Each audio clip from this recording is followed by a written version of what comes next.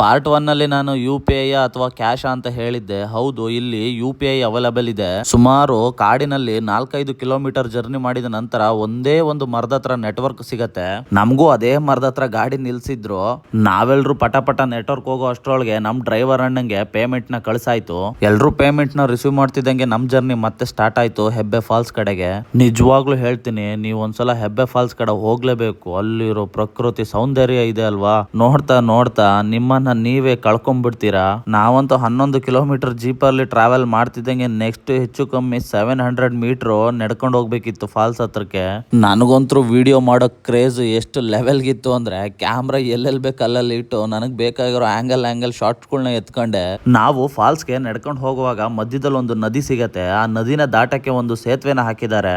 ಈ ಸೇತುವೆ ಮಳೆಗಾಲದಲ್ಲಿ ನದಿ ನೀರು ಜಾಸ್ತಿ ಆದಾಗ ಅಲ್ಲಿರುವ ಪ್ರವಾಸಿಗರು ಈಸಿಯಾಗಿ ಹೆಬ್ಬೆ ಫಾಲ್ಸ್ ನ ತಲುಪೋಕೆ ಹೆಲ್ಪ್ ಮಾಡತ್ತೆ. ನಾನು ವಿಡಿಯೋ ಮಾಡಕ್ಕೆ ಅಂತ ಮೊಬೈಲ್ ನಲ್ಲಿ ಇಟ್ಟಾಗ ಅಲ್ಲಿ ಬಂದಿದ್ದಂತ ಫಾರಿನರ್ಸ್ ಗಳು ವೆಯ್ಟ್ ಮಾಡ್ತಾ ಇದ್ರು. ಫೈನಲಿ ನಾವೇ ಕೈ ಬೀಸಿ ಕರೆದು, ತೊಂದ್ರೆ ಇಲ್ಲ ಬನ್ನಿ, ನನಗೊಂದು ಒಳ್ಳೆ ಕಂಟೆಂಟ್ ಸಿಗತ್ತೆ ಅಂತ.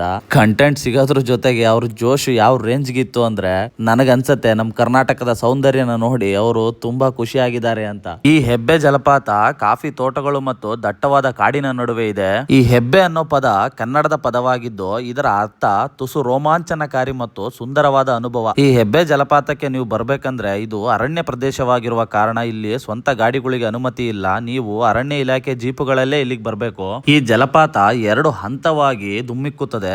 551 ಅಡಿ ಎತ್ತರದಿಂದ ಧುಮ್ಮಿಕ್ಕುವ ಈ ಜಲಪಾತವು ದೊಡ್ಡ ಹೆಬ್ಬೆ ಮತ್ತು ಚಿಕ್ಕ ಹೆಬ್ಬೆ ಎಂಬುದಾಗಿ ವಿಂಗಡಿಸಲಾಗಿದೆ. ಈ ಸುಂದರ ಜಲಪಾತವನ್ನ ನನ್ನ ಎಡಿಟಿಂಗ್ ಸ್ಟೈಲ್ ಅಲ್ಲಿ ನಾನ್ ನಿಮಗೆ ತೋರಿಸ್ತೀನಿ. ಇಷ್ಟ ಆಗಿದ್ರೆ ಈ ವಿಡಿಯೋನ ಶೇರ್ ಮಾಡೋದನ್ನ ಮರಿಬೇಡಿ. ಹಂಗೆ ನನ್ನನ್ನು ಫಾಲೋ ಮಾಡಿ, ನಮ್ಮಂತವ್ರಿಗೂ ಸಪೋರ್ಟ್ ಮಾಡಿ.